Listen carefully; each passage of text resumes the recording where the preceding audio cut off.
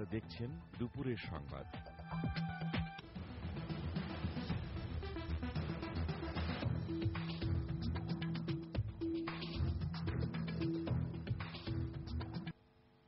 রাজধানীর মিরপুরের মোল্লাপাড়ায় আজ থেকে শুরু হয়েছে দুদিনব্যাপী রেসালা আবাসন মেলা।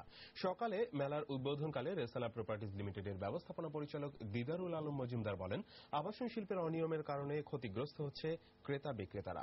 এ সময় তিনি সময়মতো গ্রাহকদের কাছে রেসালা প্রপার্টিজের ফ্ল্যাট হস্তান্তরের নিশ্চয়তা দেন। মেলা উপলক্ষে রেসালা দিচ্ছে 30% পর্যন্ত ছাড়, আর ফ্ল্যাটের স্পট বুকিং এ উপহার হিসেবে থাকছে রঙিন টেলিভিশন।